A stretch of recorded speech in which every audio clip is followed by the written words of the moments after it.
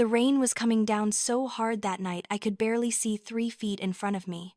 My broken leg, still in its fresh cast from the accident at the diner just hours before, throbbed with every step. But the physical pain was nothing compared to what was about to happen. I was clutching Nathan, my 1-year-old son, against my chest with both arms, trying to shield him from the storm as I hobbled up the driveway of what used to be my home. Thunder cracked across the sky like the world was splitting open, and I remember thinking that at least inside, with my parents, we would be safe and dry. I had never been more wrong about anything in my entire life. My father, Richard Vance, stood in the doorway, backlit by the warm yellow glow of the living room. For a split second, I felt relief. Then I saw his face. The contempt in his eyes was so thick I could taste it. My mother, Eleanor, appeared behind him, and instead of concern, her lips curled into something that looked almost like amusement. My sister Tiffany was there too, phone already up, recording me, recording her sister standing in a thunderstorm with a broken leg and a screaming baby, and she was laughing. My father's voice cut through the rain. "Get out of here, you parasite. You and your mistake have no place in this house. Go on, crawl if you have to." Before I could even process what was happening, he grabbed the crutches I had been given at the hospital and hurled them into the mud. They landed with a sick splash about 10 feet away. Eleanor turned her back and walked inside without a word. Tiffany kept filming, her laughter mixing with the thunder. I tried to speak, to plead, to ask why. But Richard stepped forward and shoved me. Hard. With Nathan in my arms and only one good leg, I went down. We both went down, right there in the mud, and rain in front of the house where I had grown up. If you have ever been at rock bottom, if you have ever felt completely abandoned by the people who were supposed to love you, then you know what I am about to tell you. Please, if this story resonates with you, hit that like button, subscribe to hear more stories of survival and transformation, and leave a comment below telling me about your own journey. Your support means everything. Now let me take you back to where this nightmare really began, because that night in the rain was not the start. It was just the moment everything finally broke. I need to take you back further than that night. Back to when I was 17 and still naive enough to believe that love could be earned through perfection. That if I just tried harder, sacrificed more, stayed quieter, they would finally see me. I was wrong. But I would not realize that for years. My childhood had been a careful dance of trying to be invisible while simultaneously trying to be noticed. My parents, Richard and Eleanor Vance, were what people in our neighborhood called successful. My father owned a small manufacturing company that made industrial parts for bigger corporations. My mother had worked as his office manager for years before transitioning to being a full-time homeowner and social climber. They had money. Not rich money, but comfortable upper-middle-class money. The kind that paid for a nice house in a good neighborhood, new cars every few years, and country club memberships they used to network.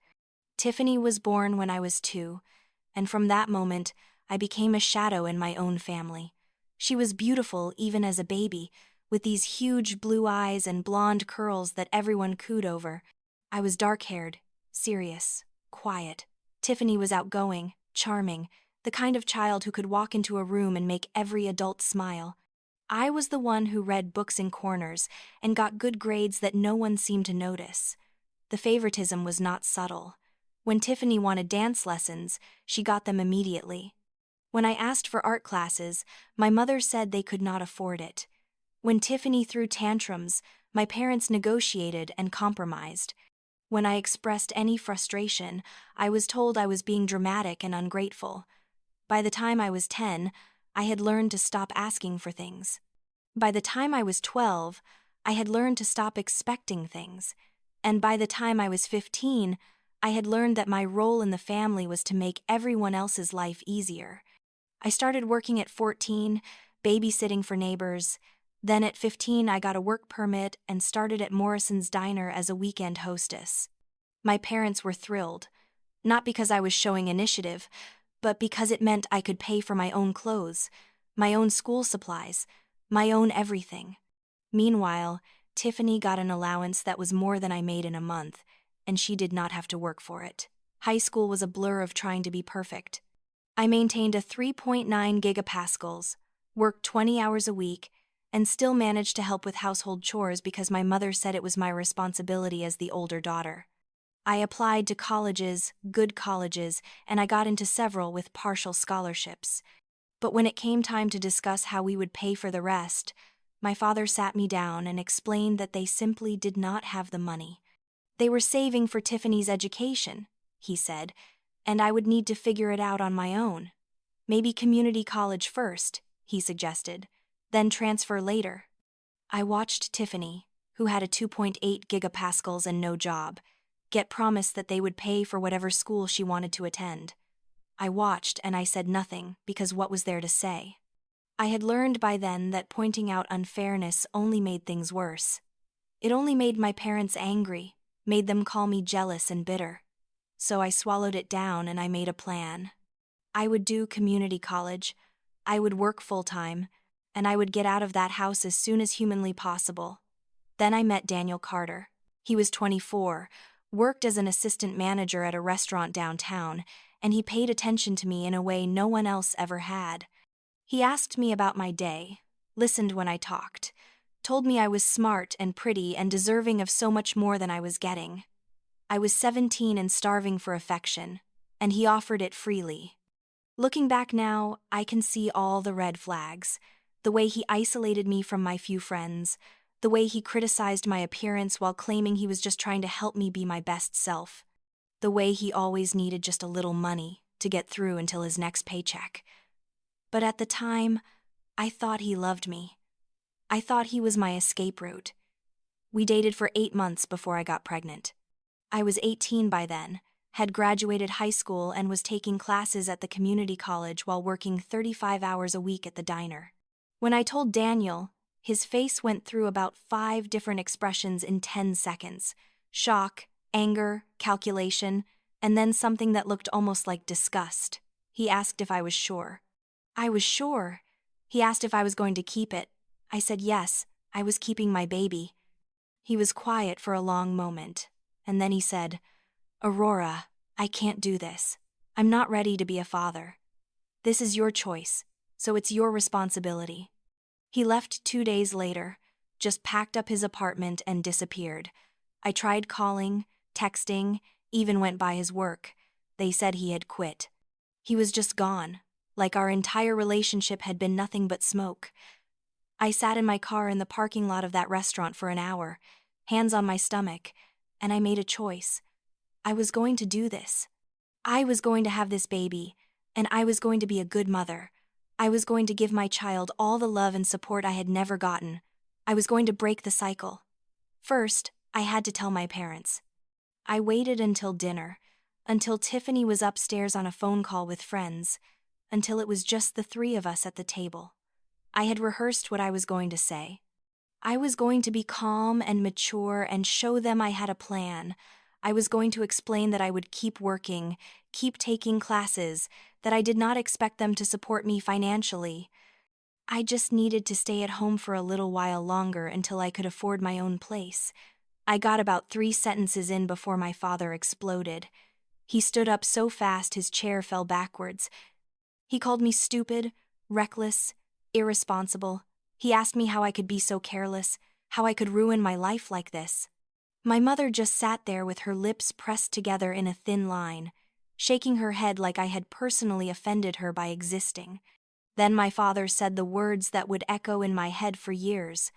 "I always knew you would amount to nothing. You're just like your grandmother, weak and foolish." My grandmother, my father's mother, had died when I was 12. She had been a kind woman who always had cookies and stories for me when we visited. My father rarely spoke about her, and when he did, it was with a strange mixture of resentment and obligation. I did not understand the comparison then, did not understand what he meant by weak and foolish. I would not learn the truth until years later. My mother finally spoke. She said, "You can stay here until the baby is born, but after that, you need to have a plan. We're not raising another child. We did our job with you and Tiffany, and frankly, I'm looking forward to the freedom of not having children in the house. I was 18 years old, pregnant and alone, and my parents were already counting down the days until they could kick me out. But I had nowhere else to go, so I agreed to their terms. I would stay until Nathan was born, and then I would figure something out. The pregnancy was the longest 9 months of my life. My parents treated me like a shameful secret. They told their friends I was taking a gap year before college. They told the neighbors I was working so much they barely saw me. When I started to show, my mother told me to stay in my room when they had guests over. Tiffany, who was 16 by then and fully absorbed in her own social life, mostly ignored me except to make occasional comments about how I had ruined my life and how she would never be stupid enough to get pregnant. I kept working at the diner until I was 7 months along. My manager, a gruff man named Tom Morrison, who had owned the place for 30 years, was actually kind about it. He let me take more breaks, gave me the easier sections, made sure I was eating enough. He asked me once if I had support at home. I lied and said yes. He looked at me like he knew I was lying but did not push it. At 7 months, I had to stop working because the pregnancy was getting complicated. I was having blood pressure issues and the doctor said I needed to rest. My parents were furious because it meant I could not contribute to household expenses.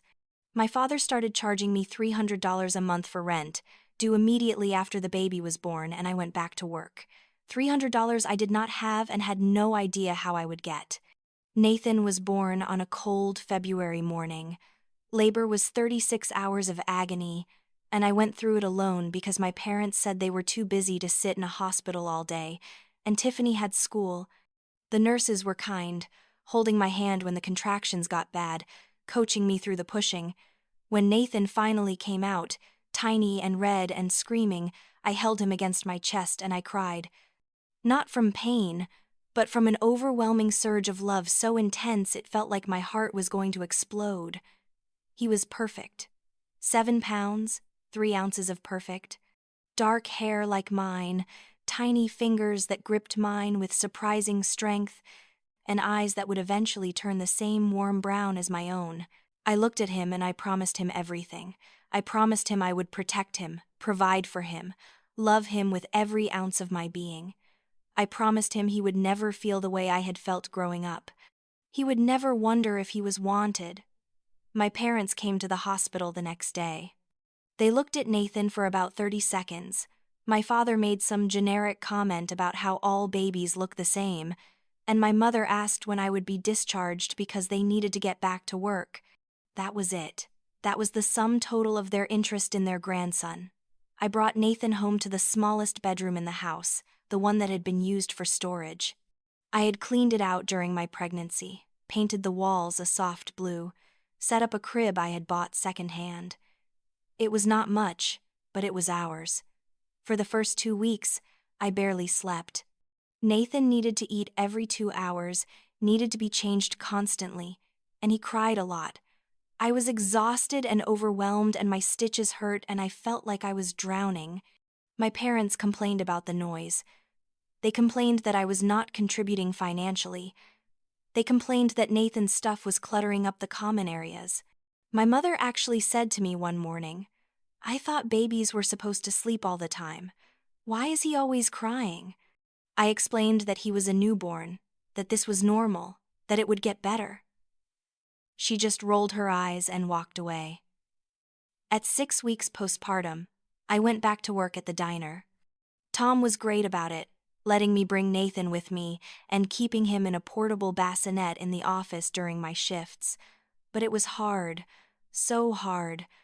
I was working 40-hour weeks, taking care of an infant, and still trying to take online classes. I was getting maybe 3 hours of sleep a night. I was running on coffee and desperation. The rent situation was a constant source of stress. I managed to pay the first month, but barely. The second month, I was short by $75. My father told me that if I could not pay on time, I would need to leave. I begged for an extension. He gave me 3 days. I picked up extra shifts, worked doubles, and managed to scrape together the money. But I knew I could not keep doing this. The math simply did not work. Between childcare, my own minimal expenses, and rent, I was barely breaking even. I had nothing saved, no safety net, no backup plan. That went on for 10 months.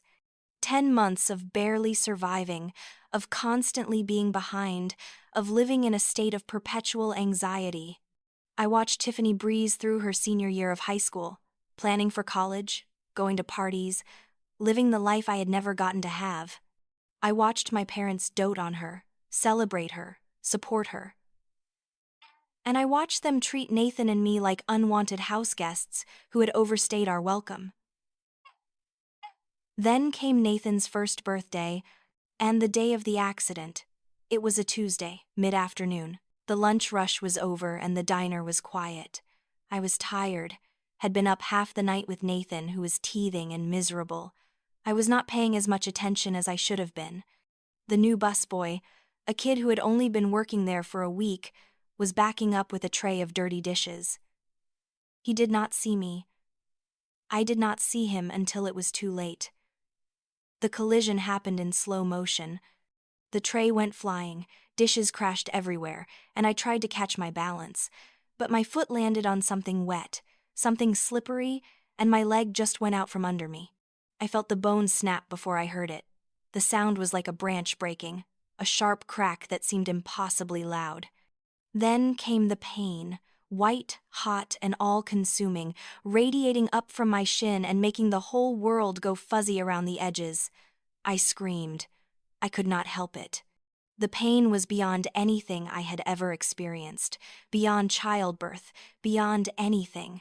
Someone called 911. Tom came running. The new busboy was crying, apologizing over and over. I just lay there on the floor of Morrison's diner, trying to breathe through the pain, trying not to throw up. The ambulance took forever.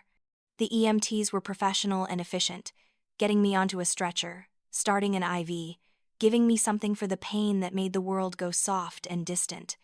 At the hospital, they did X-rays and confirmed what I already knew. Clean break of the tibia. I would need a cast for at least 6 weeks, possibly 8. No weight bearing.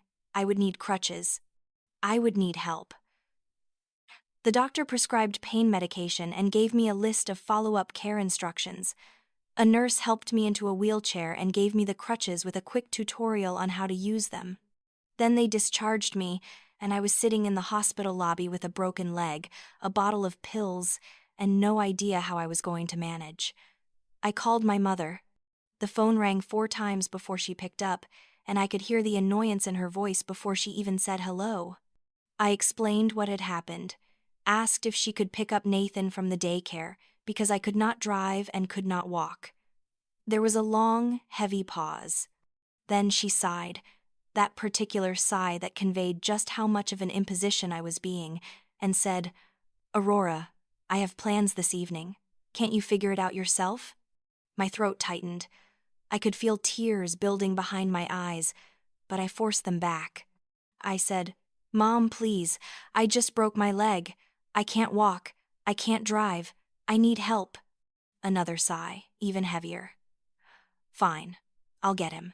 But Aurora, you need to understand that we have lives too. We can't keep dropping everything every time you have a crisis."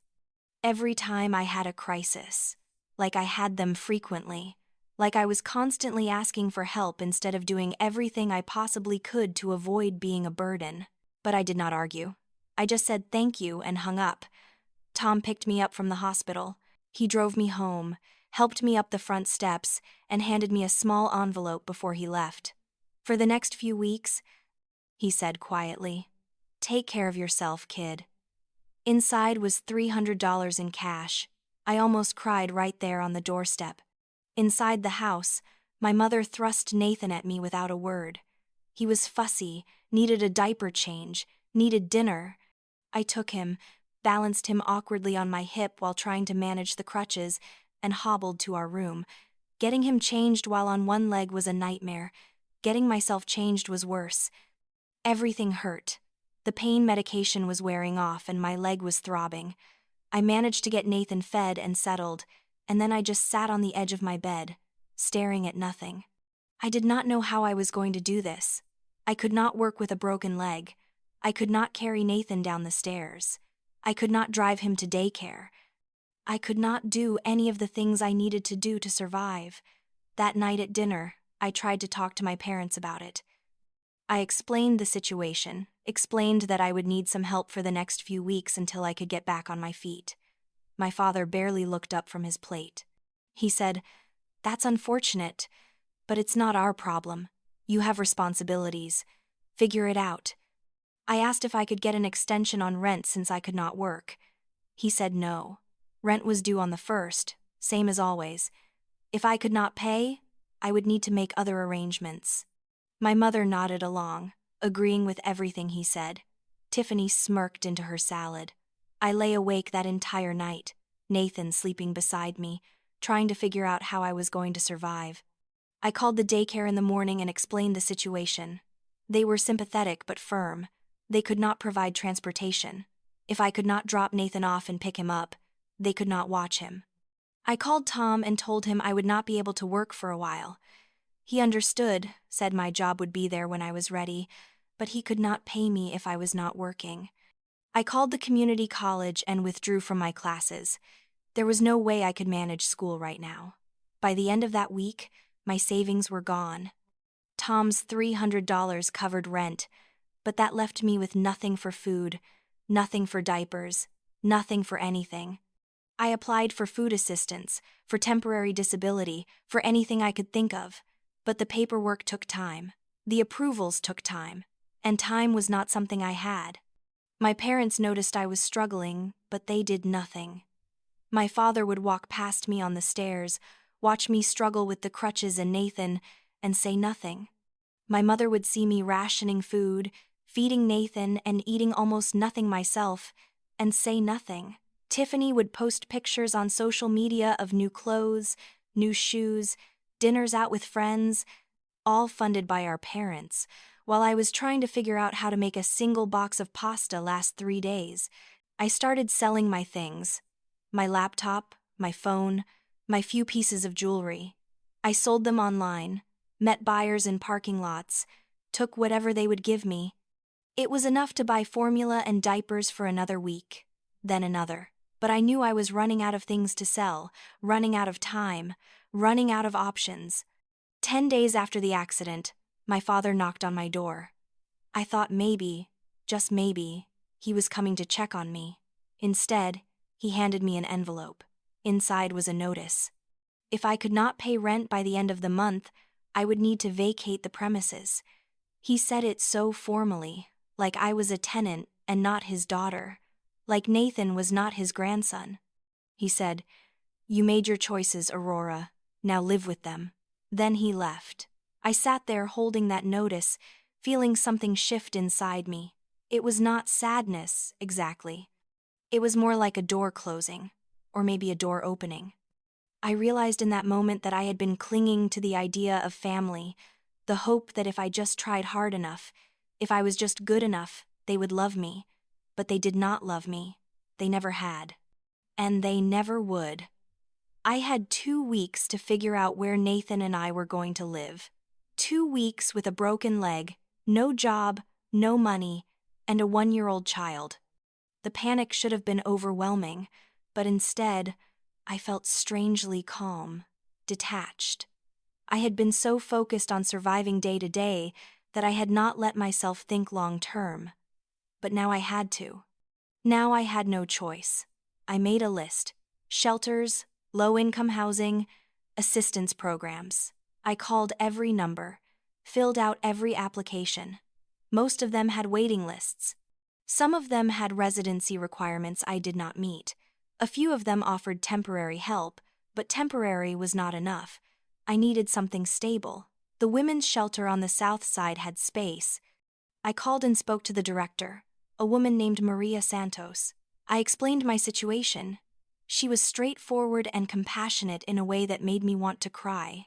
She said they had a room available, that they could take Nathan and me immediately, and that they had resources to help me get back on my feet. Childcare assistance, job placement, legal aid. I told her I would think about it, but we both knew I did not have much to think about. It was the shelter or the streets. I had 1 week left before the end of the month.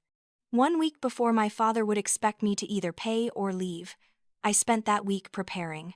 I sorted through my and Nathan's belongings, separating what we needed from what we could leave behind. I packed 2 bags, one for each of us, with clothes and essentials. Everything else, I would have to abandon.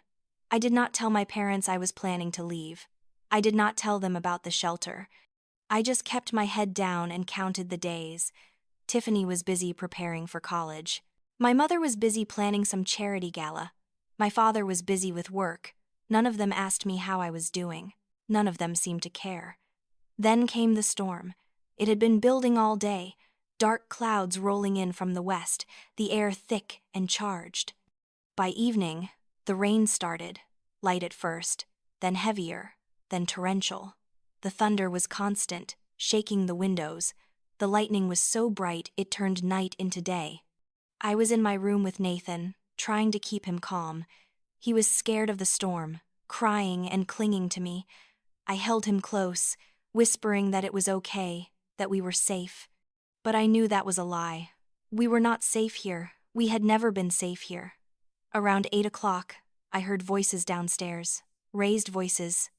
I put Nathan down in his crib, now used as his safe play space, and hobbled to the top of the stairs to listen.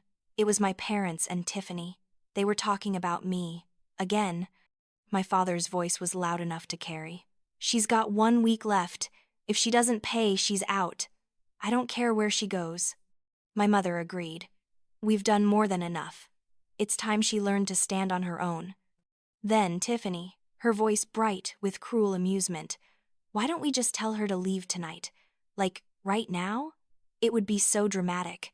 I could film it. They laughed. All 3 of them laughed. I heard them laughing at the idea of throwing me out into a thunderstorm with a broken leg and a baby. Laughing at my pain. Laughing at my suffering. Something broke open inside me. Or maybe something that had been broken for years finally shattered completely. I felt a white-hot rage surge through me, followed immediately by an icy cold clarity. I realized that I had been operating under a delusion. I had thought that if I was patient enough, if I endured enough, if I proved myself enough, they would see my worth. But they would never see it because they did not want to. They wanted me to be worthless because it made them feel better about how they treated me. I went back to my room. I looked at Nathan, sweet, innocent Nathan who had done nothing wrong except be born to me, and I made a decision. We were leaving. Not at the end of the week. Not tomorrow, tonight. Right now. I was not going to spend 1 more minute in this house, under this roof, with these people who called themselves my family but treated me worse than strangers. I picked up Nathan, already dressed in warm clothes. I put on my jacket. I grabbed the diaper bag I had already packed, and I walked to the stairs. My legs screamed in protest, but I ignored it. The crutches made it difficult to carry Nathan, but I managed, tucking him against my side with one arm and using the crutches with the other. I made it down the stairs. My family was in the living room, still talking, still laughing. They did not hear me. I walked to the front door and opened it. The sound of the storm was deafening, rain coming down in sheets so thick I could barely see the street, but I did not care. Anything was better than staying here. That was when my father turned around and saw me. His expression went from surprise to understanding to something that looked almost like pleasure. He stood up and walked toward me. For a split second, I thought maybe he was going to stop me. Maybe he was going to apologize. Maybe he was going to realize what he was doing. Instead, he said, "Where do you think you're going?" I met his eyes, and I spoke with a calmness I did not know I possessed. "Away from you." His face darkened. "Good. You and that mistake have been nothing but a burden since day one." My mother appeared behind him. She looked at me, at Nathan, at the storm, and her expression did not change. No concern. No worry. Nothing. Tiffany was already holding up her phone, recording, her face lit up with malicious glee. My father looked down at my crutches, and then, with a deliberate, calculated cruelty, He reached out and grabbed them. Before I could react, before I could say anything, he yanked them out of my hands and hurled them through the doorway into the rain and mud. They landed somewhere in the darkness, completely out of reach. "Go on," he said, his voice cold. "Crawl if you have to. Trash belongs in the garbage." My mother turned her back and walked into the house. Just turned and walked away, like I was nothing, like Nathan was nothing. Tiffany kept filming, kept laughing. And my father who was supposed to protect me, who was supposed to love me, he put his hand on my shoulder and shoved me. Hard. With Nathan in my arms and only one working leg and no crutches to balance on, I went down. I tried to twist to protect Nathan, managed to take most of the impact on my side and my shoulder. The pain from my broken leg was blinding, but I held on to Nathan. I held on to him and I did not let go. We landed in the mud, cold and thick and wet. The rain was pouring down so hard I could not breathe. Nathan was screaming, terrified. I could not get up. My leg would not support me. I tried to push myself up with my arms, but I kept slipping in the mud. I looked back at the house, at the warm yellow light glowing in the windows, and I saw my father standing there in the doorway, watching, just watching. Then he stepped back and closed the door. The sound of it slamming echoed even over the thunder. I heard the lock click. I was locked out. We were locked out. In the middle of a storm, with a broken leg and a terrified baby, and no way to get back inside. I tried to crawl toward where I thought the crutches had landed, dragging Nathan with me. The mud was everywhere, in my mouth, in my eyes. I could not see. I could not think. I could only feel the rain and the cold and the pain and the absolute crushing weight of being completely alone. Nathan was crying so hard he was choking on his own sobs. I pulled him against my chest, trying to shelter him with my body, and I just held him and tried to breathe. I do not know how long we were out there. Time seemed to stop meaning anything. It could have been 5 minutes or 5 hours. All I knew was the cold and the rain and the pain and Nathan's cries slowly weakening as exhaustion took over. I was shaking so hard my teeth were chattering. I was trying to figure out if I could somehow drag myself to the street, if someone would see us, if anyone would help. That was when I heard the voice. "Dear God, child, what are they doing to you?" I looked up, rain streaming into my eyes, and saw a figure standing over me. An older woman with white hair, holding a large black umbrella. She was wearing a raincoat and rain boots, and her face was creased with concern and anger. I recognized her vaguely from the neighborhood, Mrs. Henderson. She lived across the street in a neat blue house with a garden. She did not ask questions. She did not demand explanations. She just knelt down in the mud beside me, put her umbrella over Nathan and me, and said, "Let's get you out of this rain, sweetheart." She helped me up, or rather, she basically carried me. She was stronger than she looked, this 70-something-year-old woman, and she half dragged, half supported me across the street to her house. She got us inside, out of the rain, and I collapsed onto her couch, still holding Nathan. We were both soaked, covered in mud, shaking from cold and shock. Mrs. Henderson moved with quick efficiency. She brought towels, warm blankets. She gently took Nathan from me and checked him over, making sure he was not hurt. He was cold and scared, but otherwise fine. She wrapped him in a soft blanket and handed him back to me. Then she looked at my leg, at my cast that was now soaked and probably compromised, and her mouth set in a hard line. She did not say anything about my family. She did not ask why they had done this. She just took care of us. She made me tea with honey. She brought Nathan a bottle of formula that she somehow had on hand. She turned up the heat until the house was almost too warm. And then she sat down across from me and said, "You and your boy will stay here tonight. Tomorrow we'll figure out the rest. But tonight, you're safe." I started to cry. Not quiet tears, but huge, gasping, ugly sobs that came from somewhere deep in my chest.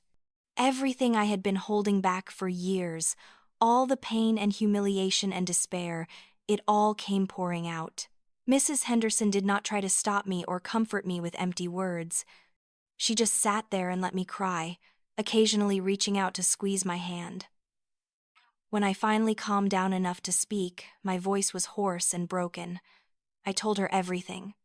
About Daniel leaving, about my parents' favoritism toward Tiffany, about the rent demands, about the accident, about the eviction notice, about the conversation I had overheard, about being thrown out into the storm. Everything. Mrs. Henderson listened without interrupting. When I finished, she was quiet for a long moment. Then she said, "I've lived across the street from your family for 15 years. I've watched you grow up. I've seen how they treat you compared to your sister. I've seen you working yourself to the bone while she parties. I've wanted to say something for a long time, but I didn't think it was my place. I regret that now." She stood up and looked out the window at the house across the street, at the warm lights still glowing. Her expression was hard. "What they did tonight is unforgivable. You could have died out there. Your son could have died, and they didn't care." She turned back to me. "I'm a widow. My children are grown and gone. This house is too big for just me.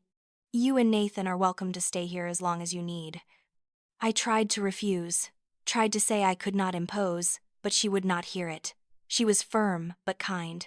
"Sometimes," she said, "the family we choose is stronger than the family we're born with. I'm choosing you and Nathan. Now let's get you into some dry clothes and a proper bed." That night, lying in a guest room that smelled like lavender and clean sheets, with Nathan asleep beside me and the sound of the storm finally fading, I felt something I had not felt in a very long time. Safe. For the first time in years, I felt safe. And more than that, I felt something else building inside me, something harder and sharper than the desperate survival mode I had been operating in. I felt angry, not the helpless, swallowed down anger I had carried for years, but a clean, focused rage. They had thrown me away like garbage. They had laughed while doing it. They had filmed it for entertainment. And they thought I would just disappear, just fade away into nothing, just prove them right about how worthless I was. But I was not going to disappear. I was not going to fade away. I was going to survive. And more than that, I was going to thrive. I was going to build a life so successful, so solid, so undeniable that they would have to see it. They would have to know exactly what they had thrown away.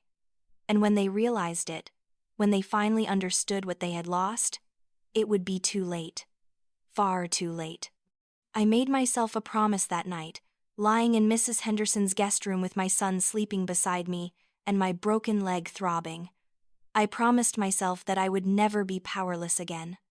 I would never again beg for love from people who did not have any to give. I would never again make myself small to make others comfortable, and I would never, ever let Nathan grow up feeling the way I had felt. That promise became my foundation. Everything I built came from that moment, from that night in the rain, from the sound of the door slamming, from the feeling of mud cold against my skin and my father's contempt burning into my memory. The next morning, Mrs. Henderson made breakfast. Pancakes, eggs, bacon, more food than I had seen in weeks. Nathan sat in a high chair she pulled out from somewhere, happily making a mess with his food. I sat across from her, my leg propped up on a chair, and I laid out my situation honestly. The broken leg, the job I had lost, the money I did not have, the shelter that had a room for us, Mrs. Henderson listened, then said, "The shelter is a good resource. They can help you in ways I can't, but I want you to know that you're not alone anymore.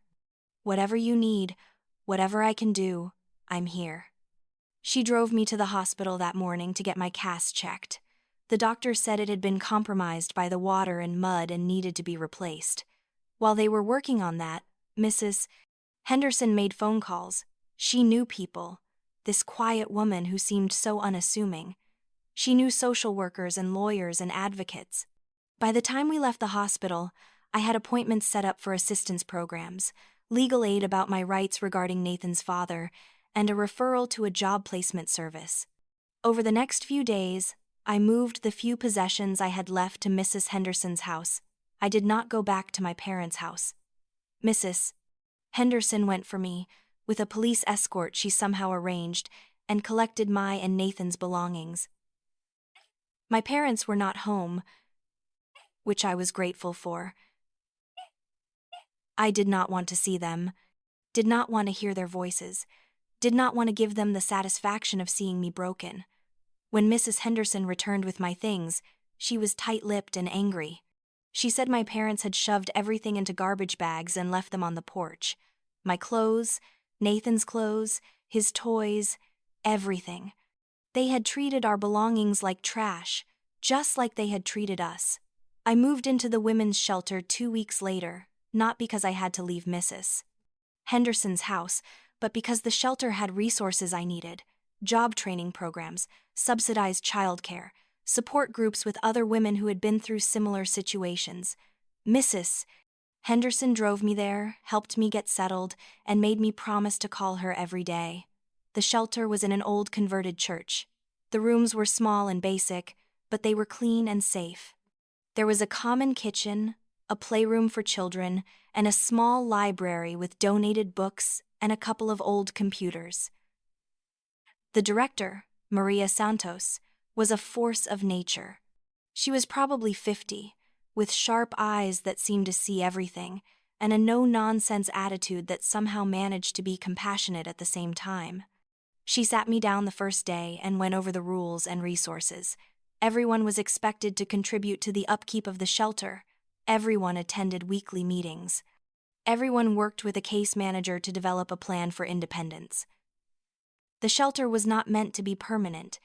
It was meant to be a stepping stone, a safe place to catch your breath and build something better.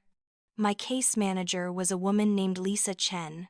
She was young, probably only a few years older than me, but she had a confidence and competence that made me trust her immediately. We sat down together and she asked me what I wanted. Not what I thought I could get, not what seemed realistic, but what I actually wanted. I told her I wanted to never be dependent on anyone ever again. I wanted to be able to provide for Nathan without struggling. I wanted to build something, create something, make something of myself that no one could take away. I wanted financial stability. I wanted respect.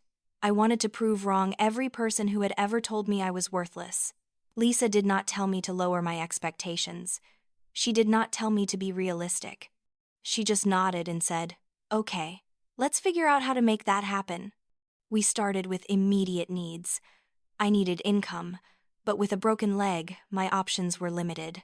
The shelter had a small laundry service they ran to generate income, washing and folding for local businesses. I could do that sitting down. It did not pay much, but it was something. I started immediately, working as many hours as they would give me. At the same time, Lisa helped me apply for every assistance program available: food stamps, Medicaid, temporary disability, childcare subsidies. The paperwork was endless and exhausting, but I filled it all out. Every form, every application, every humiliating questionnaire about my income and assets and failures. I filled them all out and I submitted them and I followed up. While I was waiting for approvals, I started taking online classes again. Business management, accounting, marketing. Mrs. Henderson had given me her old laptop, insisting she did not need it anymore. The shelter had Wi-Fi. After Nathan was asleep at night, I would stay up for hours, taking courses, watching tutorials, reading everything I could find about starting a business. Because I had decided that I was not just going to survive, I was going to build something. I was going to create my own opportunity since no one was going to hand me one. And I was going to do it in a way that helped other women like me. Women who had been told they were worthless, women who had been cast aside and left to struggle alone. The idea came to me gradually, not in a sudden flash of inspiration, but in a slow-building realization. I was in the laundry room at the shelter, folding sheets with another woman named Carmen. She was 42, had left an abusive husband with 3 kids, and was trying to find work, but she had no recent job experience, no references, and no confidence. She said to me, I can clean. I can cook. I can take care of a house. But none of that matters because I don't have a resume. No one will hire me. And I thought, but those are valuable skills. Those are skills people need and will pay for. Why couldn't we create our own opportunities? Why couldn't we build something together? I started talking to other women at the shelter. Almost all of them were in similar situations. Capable, hardworking women who had been knocked down by life and were struggling to get back up. Women who needed not just jobs, but a chance to rebuild their dignity, their confidence, their sense of self-worth. I pitched the idea to Maria Santos first. A cleaning company, worker-owned, staffed entirely by women from the shelter. We would start small, residential clients, and build from there. Maria listened to my whole pitch, asked sharp questions about logistics and finances, and then said, "Let me make some calls." She connected me with a business professor at the local community college, James Sterling. I met with him on a rainy afternoon in his office on campus, Nathan in a stroller beside me. I was nervous, wearing the best clothes I owned, which were still clearly secondhand and worn, and I am sure I looked like someone who had no business trying to start a company. But Professor Sterling did not look at me like that. He looked at me like I was a student with potential. He listened to my idea, asked questions about my plan, about my goals, about my vision. Then he leaned back in his chair and smiled. "You have the eyes of a leader, Aurora. Don't let anyone bury that." He became my mentor. He helped me refine my business plan, taught me about market analysis and competitive advantage and scaling operations. He introduced me to people in the business community, small business owners and bankers and potential investors. He believed in me in a way no one ever had before, and that belief was like oxygen. It made me breathe differently. It made me stand taller. With Professor Sterling's help, I applied for small business grants. There were programs specifically for women entrepreneurs, for people transitioning out of difficult situations.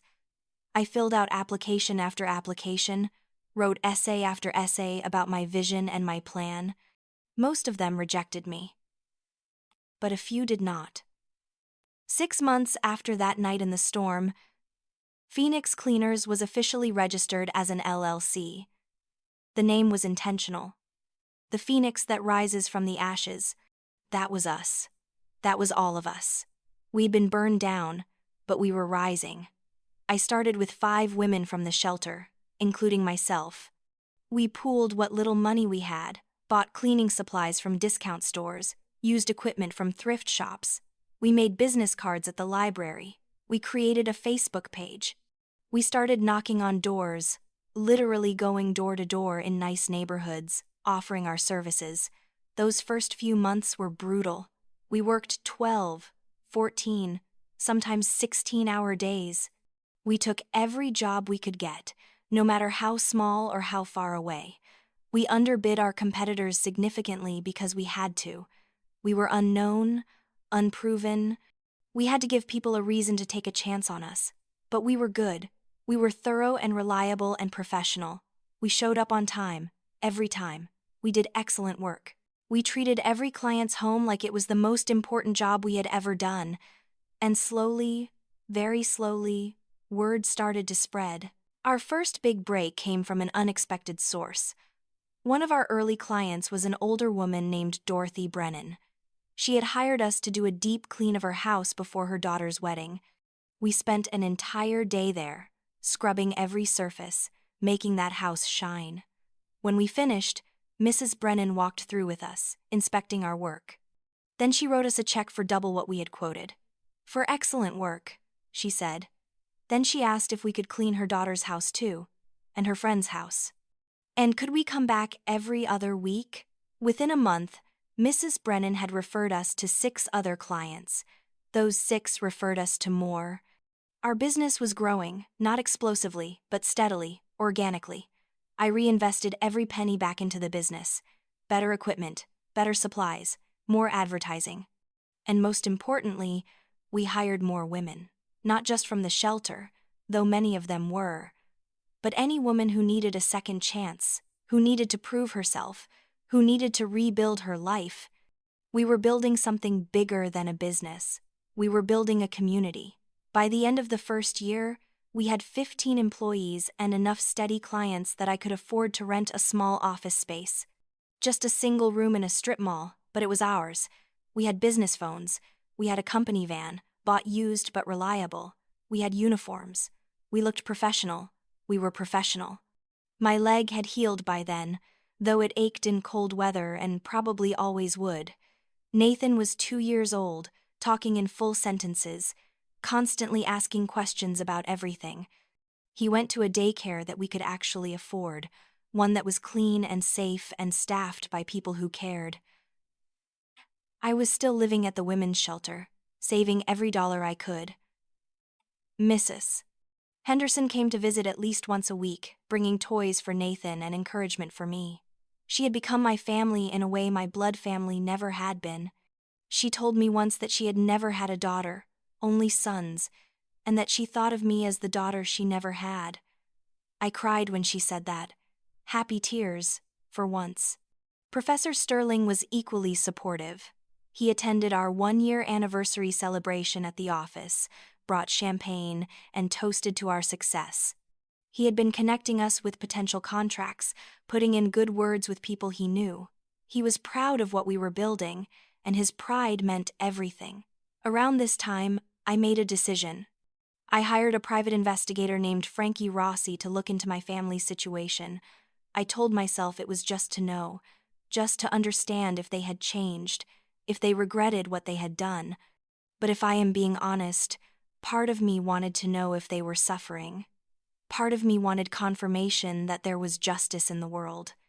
Frankie was not what I expected.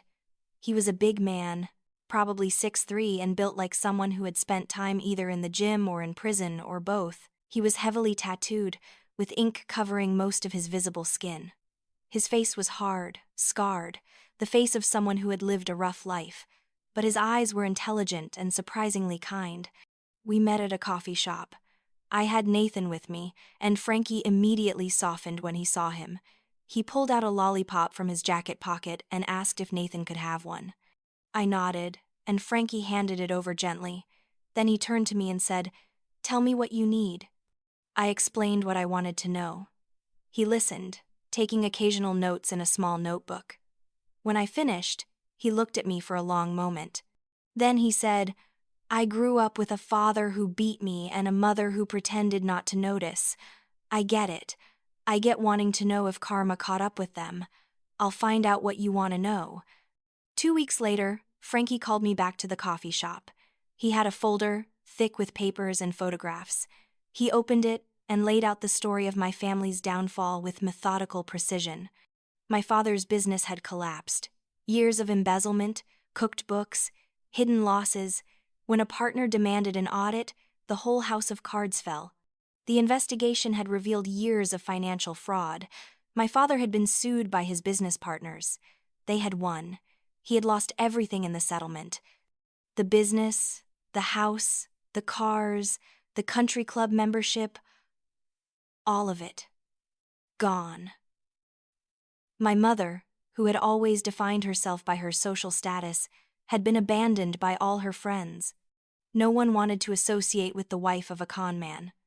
She had taken a job as a cashier at a discount grocery store, working for minimum wage at 60 years old. Tiffany had gone to college on their dime, but when the money dried up after her first year, she had to drop out. She had tried to come home, but my parents could not afford to support her. She had moved in with a boyfriend, and when that did not work out, she had moved across the country to California, cut off all contact, and apparently changed her name. She wanted nothing to do with the family scandal. My parents were living in a subsidized apartment on the bad side of town. My father was working as a night janitor at an office building. My mother's health was failing. She had developed diabetes and could not afford her medication consistently. Frankie showed me recent photographs. My father looked 20 years older than he actually was, gaunt and gray. My mother was hunched and tired. They looked broken. I sat there looking at those photographs, and I felt Nothing. No satisfaction, no vindication, just a kind of hollow emptiness. Part of me had expected to feel triumphant, to feel like justice had been served. But I just felt sad.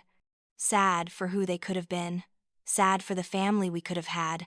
Sad for all the wasted years, Frankie said quietly. There's more. Your father's been trying to find you. He's made some calls, asked around. I don't think he knows where you are yet, but he's looking. That changed everything.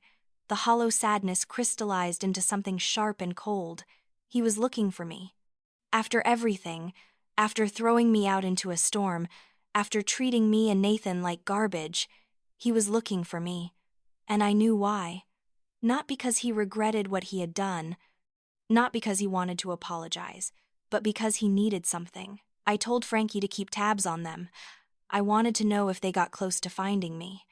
Frankie nodded and said, If he does find you, you call me, day or night. I don't care what time. You call me and I'll make sure you're safe. I thanked him and paid him for his work. He refused at first, said he had done it more for himself than for me, that it felt good to help someone stand up to people like that. But I insisted, and eventually he took the money. Then he handed me his card and said, If you ever need anything, and I mean anything, you call me. I meant what I said, day or night. Frankie became part of our circle after that. He would stop by the Phoenix cleaner's office sometimes, bringing coffee or donuts, checking in. He became a kind of unofficial security, making sure none of our employees were being harassed by ex-partners or family members who meant them harm. He never charged us. He said it was good for his soul. Life continued. Phoenix Cleaners kept growing. By the end of the second year, we had 30 employees and had opened a second location on the other side of town. We were getting contracts with small businesses now, not just residential clients, office buildings, medical clinics, retail stores. Our reputation was solid. We were the company people called when they wanted reliable, high-quality cleaning services. I finally moved out of the women's shelter and into a small apartment. 2 bedrooms, one for me and one for Nathan. It was not fancy, but it was ours. We had a lease in my name. We had furniture, secondhand but comfortable. We had a home. Nathan was 3 years old by then, smart and curious and full of energy. He loved trucks and dinosaurs and asking questions. He knew that Mommy worked hard, that Mommy had a company, that Mommy helped other ladies. He did not understand all of it, but he understood that we were building something important. Mrs. Henderson came over for dinner every Sunday. She would sit with Nathan while I cooked, reading him stories or playing blocks. She had become the grandmother he needed, the maternal figure I had always wanted. She told me once that Nathan and I had given her life purpose again, that she had been lonely for so long before we came along. I told her she had saved us, literally and figuratively. She said we had saved each other. Professor Sterling continued to mentor me. He had joined Phoenix Cleaners' board of directors, unpaid, just because he believed in what we were doing. He helped me navigate business decisions, introduced me to potential partners, taught me how to think strategically about growth. He was preparing me not just to run a small business, but to build an empire. 3 years after that night in the storm, we opened our 3rd location. We were now operating across the entire metropolitan area. We had nearly 50 employees. We were profitable, really profitable. And we were making a difference. Every woman we hired had a story. Every woman we hired was getting a second chance. That was when my phone rang one afternoon. An unknown number. I almost did not answer, but something made me pick up. It was my father. His voice was shaky, older, diminished. He said my name like a question, like he was not sure I would even remember him. For a moment, I could not speak. 3 years of silence, 3 years of building a life, and now his voice in my ear, pulling me back to that night in the rain. He started talking, fast and desperate. They were being evicted from their apartment. My mother was sick, really sick, and they could not afford her medication. They had nowhere to go, no one to turn to. Tiffany would not return their calls. He said they needed help. He said please. He said, and this was the word that stuck with me. He said sorry. I listened to the entire thing without interrupting. I let him speak, let him plead, let him lay out just how bad things had gotten, and the whole time, I was remembering the mud and the rain, remembering Nathan's screams, remembering the door slamming, remembering his words, "Trash belongs in the garbage."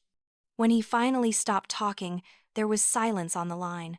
He was waiting for me to speak, waiting for me to save him, just like I had waited for him to save me, and he had thrown me out instead.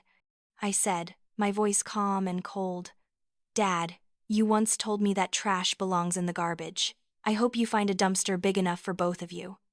I hung up.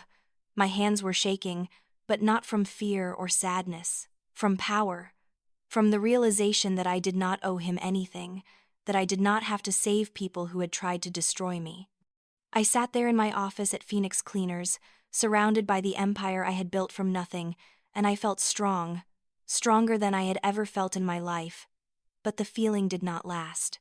That night, lying in bed, I could not stop thinking about that phone call, about the desperation in his voice, about the fact that they were genuinely suffering. And as much as I wanted to feel nothing, as much as I wanted to wash my hands of them completely, I kept seeing Nathan's face. I kept thinking about what kind of person I wanted to be, what kind of example I wanted to set for my son. I did not want Nathan to grow up with a mother who was consumed by bitterness. I did not want him to learn that when people hurt you, you hurt them back. But I also did not want him to learn that you let people walk all over you, that you accept abuse and mistreatment. There had to be a middle path, a way to extend mercy without being a doormat, a way to maintain boundaries while still being compassionate. I talked to Mrs. Henderson about it. She listened to the whole story, and then she said something I will never forget. "Forgiveness is a gift you give yourself, Aurora. It's not about them deserving it. It's about you being free of the poison. But forgiveness doesn't mean forgetting. It doesn't mean trusting them. It doesn't mean going back to how things were. It means releasing the anger so it doesn't eat you alive." I talked to Professor Sterling. He said, "Showing mercy from a position of strength is the mark of true leadership. But mercy should never be confused with weakness. If you decide to help them, do it on your terms." I talked to Frankie. He said, "People don't change unless they're forced to. Sometimes the best thing you can do is let someone hit rock bottom so they have no choice but to climb back up. But if you do help them, make damn sure they earn it." I thought about it for weeks, wrestled with it, went back and forth, and then, 2 months after that phone call, there was a knock on my door. It was a cold December evening. Nathan was 4 years old by then, playing with toy cars in the living room. I looked through the peephole and saw them. My father and my mother, standing on my doorstep, looking like ghosts of the people they used to be. My father was thin, his clothes hanging off him like they were 2 sizes too big. My mother was hunched over, her face pale and drawn, dark circles under her eyes. They looked broken. They looked defeated. They looked exactly like I had felt that night in the rain. For a moment, I considered not opening the door, just standing there and letting them feel what it was like to be locked out in the cold. But Nathan looked up and asked who was at the door. I looked at my son, at his innocent face, and I thought about what I wanted to teach him. I opened the door. I did not invite them in immediately. I just stood there in the doorway, blocking their entry, letting them see me in my nice clothes, standing in my comfortable apartment, successful and strong and completely beyond their reach. My father tried to speak, but the words caught in his throat. My mother started to cry, quiet tears that left tracks down her worn face. Nathan came up behind me and grabbed my hand. He looked at these strange people and asked, "Mommy, who are they?" My father's eyes locked on Nathan. He stared at my son, this beautiful child he had never bothered to know, and something crumpled in his face. He's so big, he whispered. Yes, I said. My voice was cold, controlled. He is, despite your best efforts. My father flinched like I had struck him. Good. I wanted him to feel it. My mother tried to speak. Aurora, please. We have nowhere to go. We've lost everything. Tiffany won't even return our calls. We just need a little help, just until we get back on our feet. I looked at her, this woman who had turned her back and walked inside while I lay in the mud. You wanted me and Nathan dead in that storm. Don't try to play the victim now. My mother's face crumpled. She sobbed openly. My father looked at his feet, unable to meet my eyes, but I was not done. 3 years of pain and anger and determination had built up inside me, and it needed to come out. I said, "Do you remember what you said to me that night? Trash belongs in the garbage. Do you remember laughing while Tiffany filmed me crawling in the mud? Do you remember slamming the door and locking us out in a thunderstorm?" My father nodded, still not looking up. "Every day," he whispered. "I remember every day." "Good," I said, "because I remember too. I remember every word, every moment, every bit of cruelty. And I built this life, this company, this future for my son, on top of that memory. I used it as foundation." I stepped back from the door slightly, and I saw the hope flicker in their eyes. They thought I was relenting. They thought I was going to invite them in and everything would be okay. But I was not done. Not even close. "I'll help you," I said. The hope in their eyes blazed brighter. "But not because you deserve it. Not because you're my parents. Not because I've forgiven you. I'll help you because I refuse to let you turn me into someone as cruel as you were." I let them inside. The apartment was warm, comfortable. Nathan's toys were scattered around the living room. There were photos on the walls, of Nathan and me, of Mrs. Henderson and Nathan, of the Phoenix Cleaners team. Evidence of a life built, of happiness earned, of love given and received. My parents stood in the middle of the room looking lost and small. I made tea, not to comfort them but to make them sit in the space I had created, to let them see everything they had tried to destroy. Nathan stayed close to me, eyeing these strangers with suspicion. Smart boy. I sat down across from them and laid out my terms. "You will work for me, at Phoenix Cleaners. You'll clean offices, scrub toilets, mop floors, and take orders from the women you probably once sneered at, women who have been through hell and came out stronger, women who know what it's like to be discarded and dismissed. You'll work for minimum wage, and you'll work hard. In exchange, I'll provide you with a place to stay. Not here, not in my home, but in an apartment building that Phoenix Cleaners manages for employees. A small studio, basic but clean, and I'll make sure Mom gets her medication." My father's face flushed red. His old pride, even beaten down as it was, flared up. "You can't be serious. We're your parents. You can't treat us like common laborers." I leaned forward, and when I spoke, my voice was ice. "You taught me this, Dad. You taught me that people earn what they get. You taught me that there are no handouts, no free rides. You taught me that trash belongs in the garbage. So now you're going to live by your own rules. You work or you leave. Those are your only options." The room was silent except for the sound of Nathan's cars rolling across the floor. My mother grabbed my father's arm, stopping him from saying anything else. She looked at me, really looked at me, and I saw something in her eyes that might have been understanding. She nodded once, slowly. "We'll do it," she said quietly. "We'll work." My father started to protest, but my mother squeezed his arm harder. "Richard, we'll do it." Her voice was firm. He looked at her, then at me, then at Nathan playing innocently on the floor. I saw the fight drain out of him. His shoulders slumped. He nodded. "Good," I said. "You start Monday. Frankie Rossi will be your supervisor. He'll show you what to do, where to go, how to do the work properly. And let me be very clear about one thing. If you're disrespectful to any of my employees, if you slack off, if you cause any problems whatsoever, you're done. No second chances. No negotiations. You'll be out on the street again, and this time, I won't answer when you call." They both nodded. They looked terrified, humiliated, and desperate all at once. Good. Let them feel it. Let them feel a fraction of what I had felt. I gave them the address of the apartment building, told them a key would be waiting for them at the front office, and sent them on their way. When they left, Nathan looked up at me and asked, "Mommy, why were those people sad?" I pulled him onto my lap and held him close, because they made bad choices a long time ago, and now they have to fix them. Like when I break a toy and have to say sorry? Yes, baby, exactly like that. Monday morning came. I was at the Phoenix cleaner's office early, reviewing schedules and contracts. Frankie arrived at 7:30, as usual, with coffee and that day's assignments. He had agreed to oversee my parents' work, and I could see he was actually looking forward to it in a grim sort of way.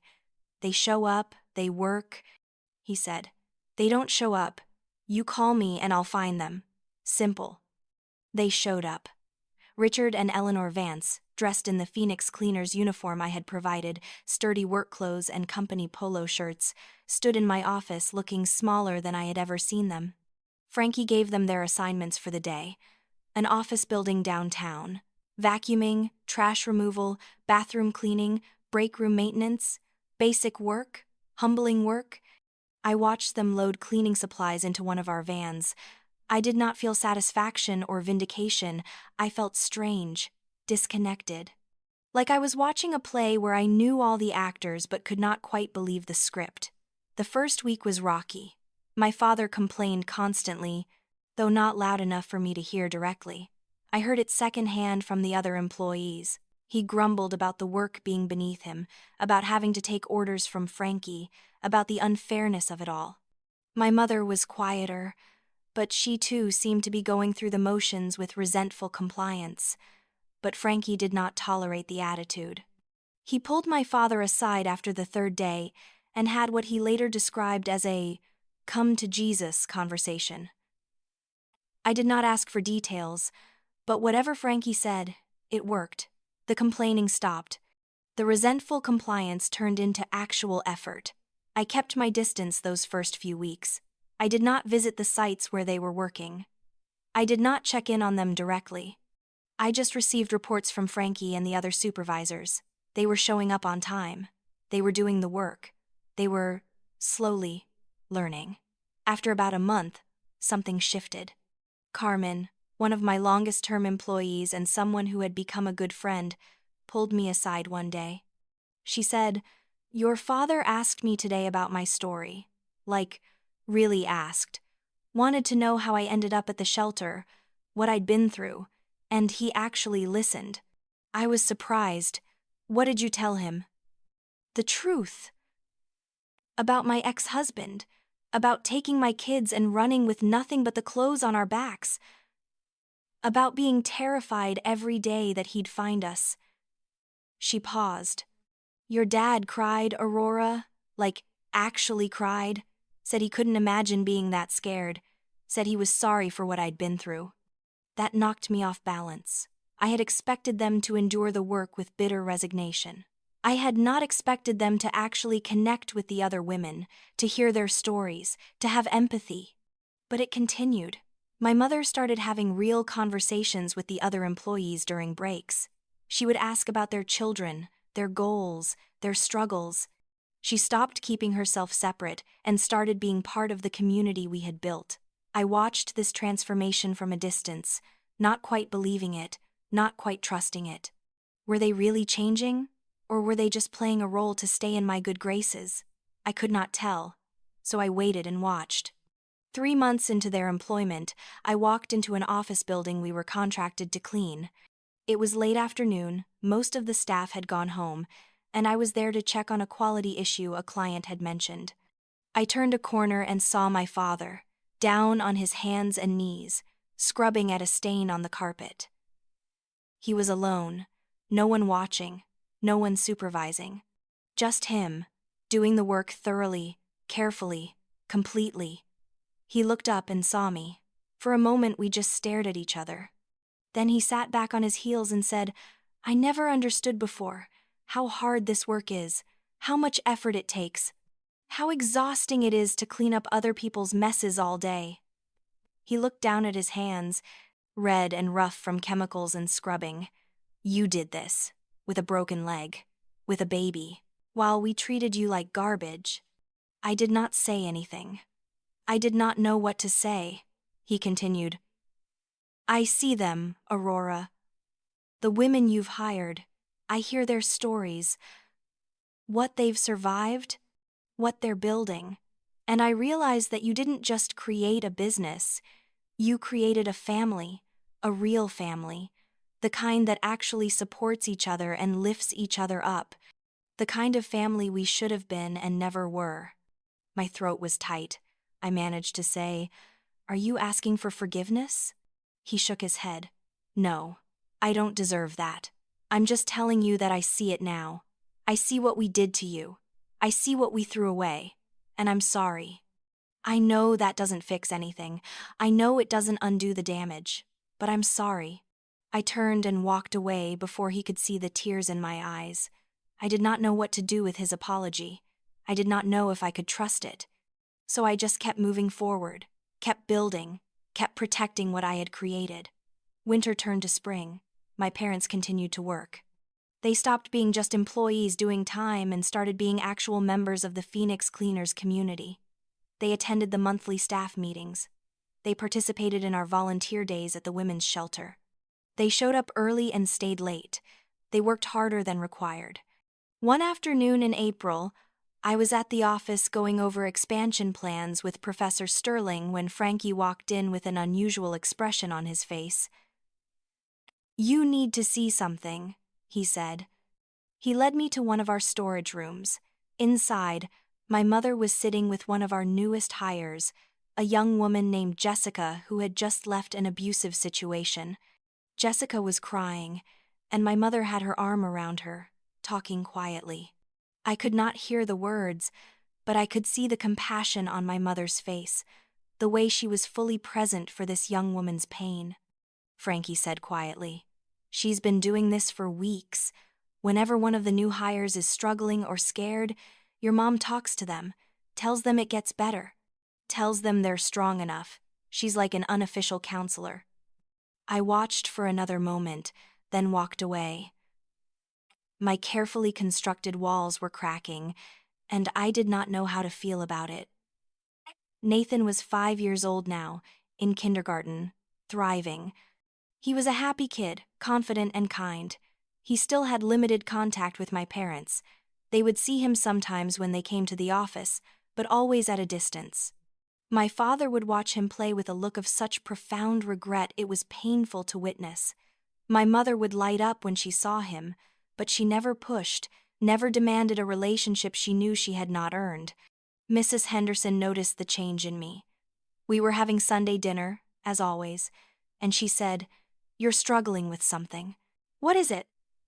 I told her about my parents' transformation, about how they seemed to genuinely be changing, about how I did not know what to do with that. "I can't just forgive them," I said. "I can't just pretend the past didn't happen. But I also can't deny that they're different now." Mrs. Henderson was quiet for a moment. Then she said, "Forgiveness is not a switch you flip, Aurora. It's a process. It's a journey. You don't have to decide today whether you forgive them or not. You can just let them keep showing you who they're becoming and see how you feel as time goes on." That made sense. I did not have to make a grand decision. I could just keep watching, keep protecting my boundaries, keep being open to the possibility that people could change without being naive about it.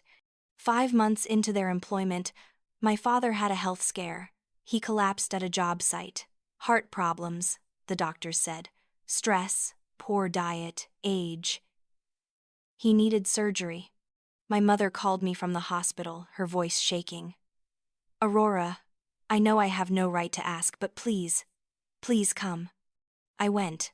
Not because I had forgiven them, but because despite everything, Some part of me could not let them face this alone. I found my mother in the waiting room, looking older and more fragile than I had ever seen her. When she saw me, she broke down completely. "I can't lose him," she sobbed. "Not now. Not when we're finally becoming the people we should have been all along."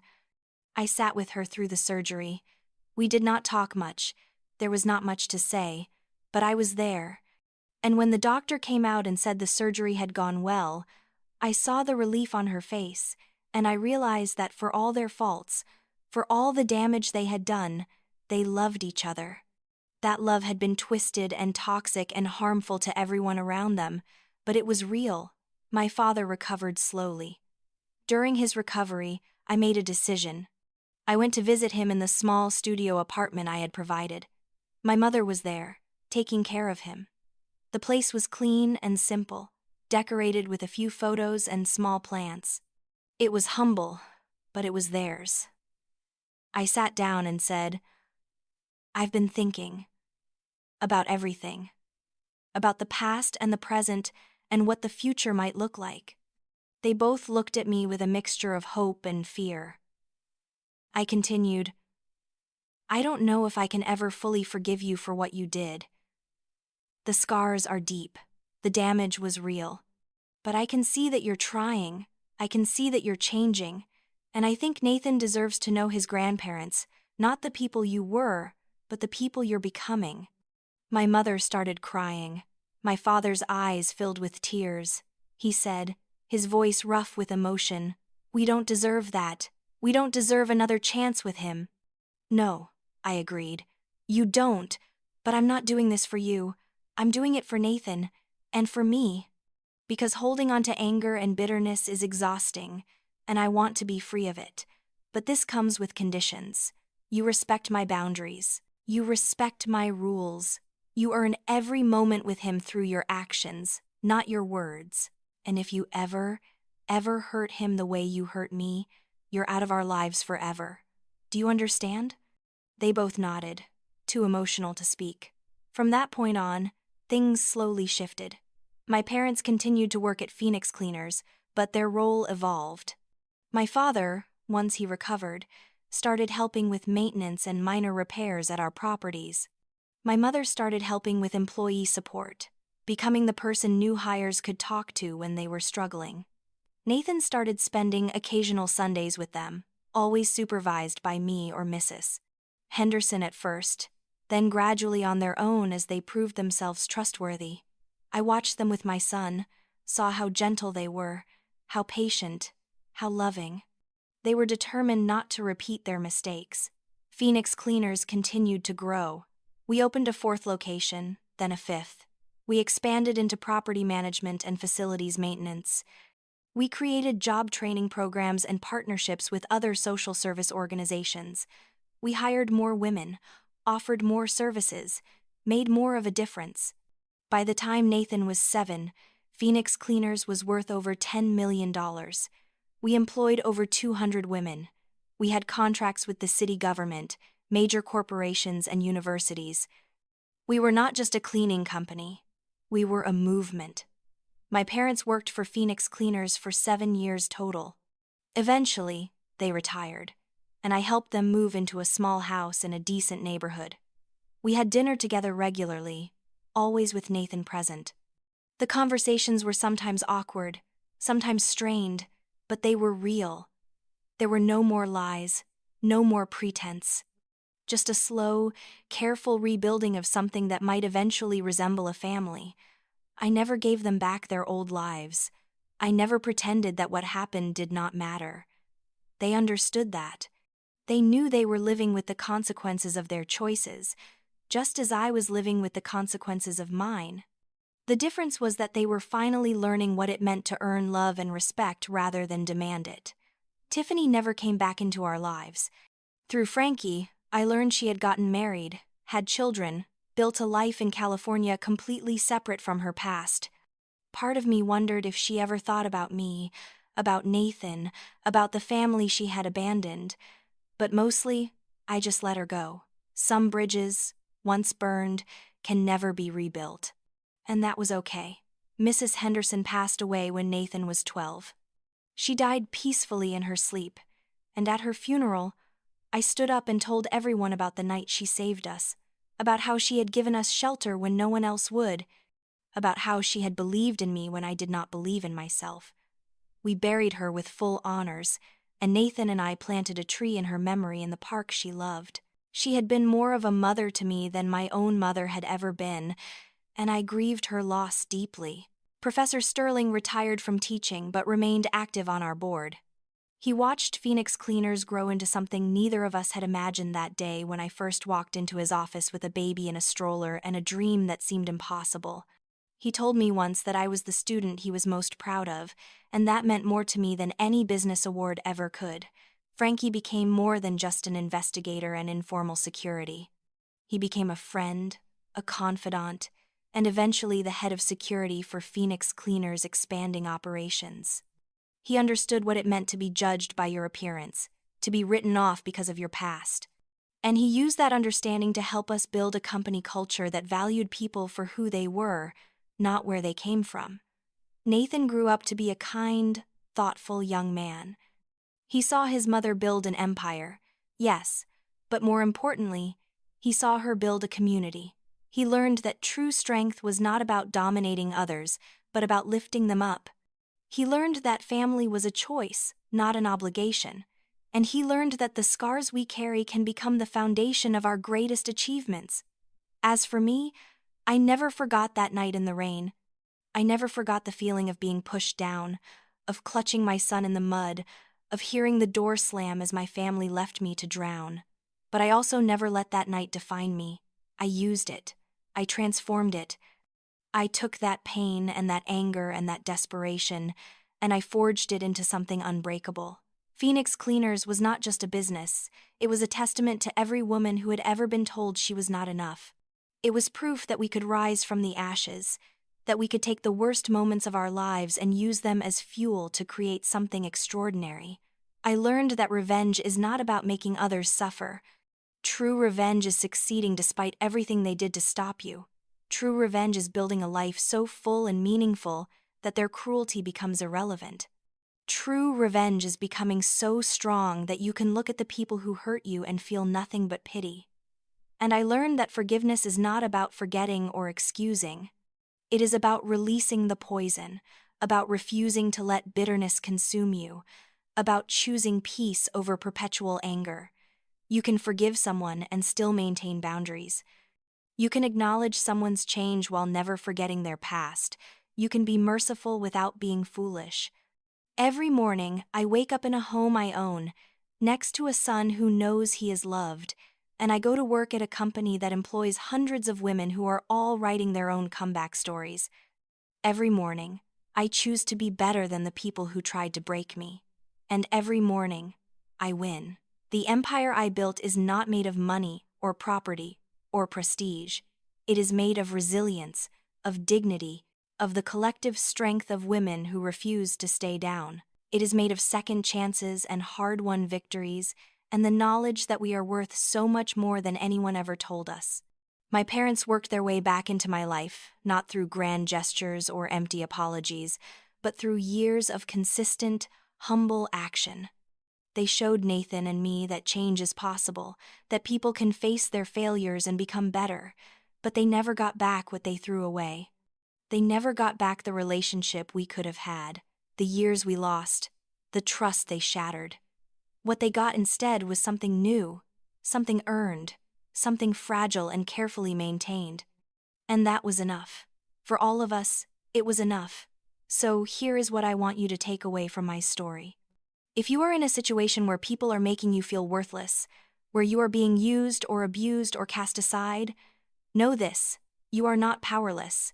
You are not without options. You are not the problem. The people who treat you badly, who take advantage of your kindness, who exploit your love, those are the ones with the problem. You do not have to light yourself on fire to keep others warm. You do not have to sacrifice your well-being for people who would not do the same for you. You do not have to accept crumbs when you deserve a feast. Walk away. Set boundaries. Demand respect. Build your own life, your own empire, your own story. Use the pain as fuel, not as an anchor. Let the people who doubted you watch from the sidelines as you succeed.